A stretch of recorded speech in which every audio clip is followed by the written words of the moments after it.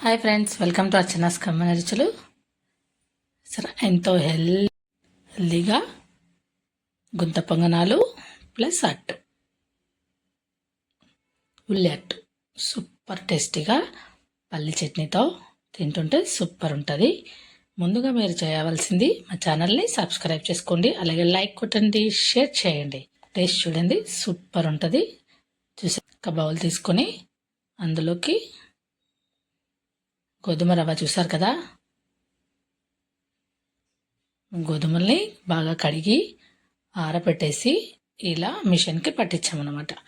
1 కప్పుతో 4 కప్పుల గోధుమ రవ్వకి 3/4 కప్పు ఉద్దిపప్పు వేసుకొని బాగా వాష్ చేసుకొని ఒక 4-5 గంటల పాటు నానబెట్టుకోవాలి. ఇది చాలా చిన్నగా అయింది కదా, ఇంకో పెద్ద గిన్నె తీసుకుందాము. ఇలా బాగా ఒక 2 సార్లు బాగా కడిగి 4-5 గంటలు పక్కన పెట్టేసుకోండి. పక్కన పెట్టేసుకున్న తర్వాత చూసారు కదా, బాగా నానిపోయినాయి.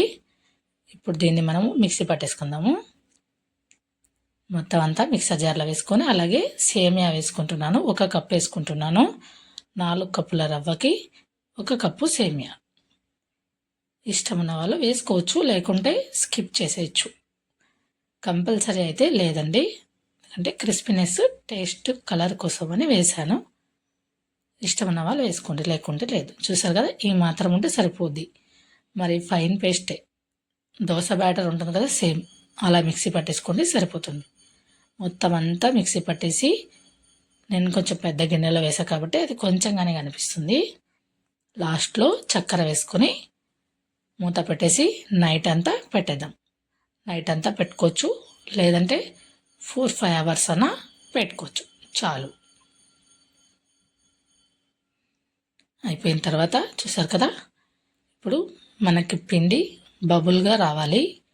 ఇప్పుడు చూపిస్తాను చూడండి, గరిటెతో చూసారా, హోల్స్ లాగా ఉంది కదా, అలా వస్తే బాగా పిండి మనకు ఊరినట్టు అనమాట, పొంగినట్టు తమని కదా. దాన్ని పక్కన పెట్టేసుకొని ఒక బౌల్లోకి కొంచెం తీసేసుకుందాం. మనం ఇప్పుడు దోశకి ఎంత కావాలో అంత కొంచెం తీసేసుకొని ఉప్పు సోడా పొడి వేసుకొని, ఇప్పుడు పెనం బాగా హీట్ ఎక్కిపోయింది కదా, సరే బబుల్గా ఉంది.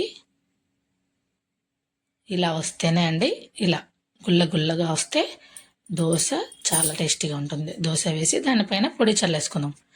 పొడి ఇష్టం ఉన్న వాళ్ళు చల్లుకోండి, లేకపోయినా కూడా బాగుంటుంది. ఆయిల్ వేసుకొని అంతే, 2 వైపులా బాగా కాల్చేసుకోండి. మడత పెట్టేసి వీడియోలో చూపిస్తున్నా కదా, అలా చూసారు కదా, భలే కాలిపోయింది కదా, బాగా కాలింది. కలర్ కూడా చూడండి, సూపర్ ఉంది కదా.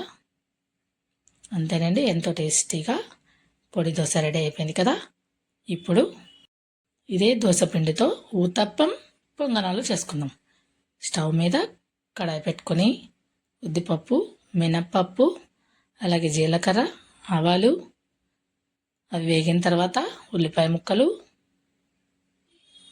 చిన్నగా కట్ చేసుకోండి. ఉల్లిపాయ ముక్కలు పొంగనాలు కదా, చిన్నగా కట్ చేసుకుంటే బాగుంటాయి. అలాగే పచ్చి కరివేపాకు చిన్నగా కట్ చేసుకున్నవి, పచ్చిమిర్చి కారం తగ్గట్టుగా వేసుకోండి. పిల్లలు తినలేకపోతే స్కిప్ చేసేయచ్చు. అలాగే క్యారెట్ తురుము వేసేసుకొని ఒక్కసారి ఫ్రై చేసుకొని, ఎందుకంటే అండి ఫ్రై చేస్తే టేస్ట్ చాలా బాగుంటుంది. ఒక్కొక్కరు పచ్చివి కూడా వేస్తూ ఉంటారు, పచ్చివైనా కూడా బాగుంటుంది. కానీ ఈ టేస్ట్కి ఆ టేస్ట్కి కొంచెం డిఫరెంట్ ఉంటుంది కాబట్టి నేను ఫ్రై చేస్తున్నాను. 1 సెకండ్ అలా మూత పెట్టి తీసేద్దాం. కొంచెం మెత్తబడితే చాలు, ఈ మాత్రం ఉన్నా చాలు, ఇంకా ఎక్కువ ఫ్రై చేయకూడదు, మరి టేస్ట్ డిఫరెంట్ అయిపోతుంది. ఇంకా లాస్ట్లో కొత్తిమీర వేసి ఒకసారి కలిపేసుకొని స్టవ్ ఆపేద్దాం. అంతేనండి, బ్యాటర్ రెడీ అయిపోయింది కదా.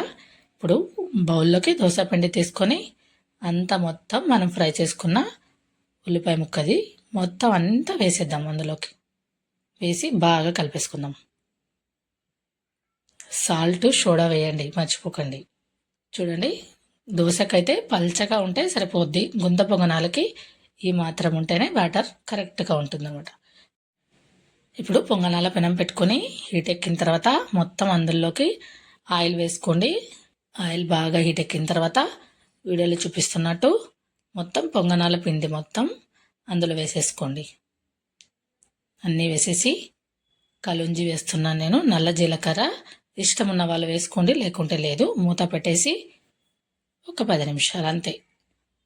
ఇప్పుడు చూడండి, ఇంకో వైపుకి టర్న్ చేసుకుందాము.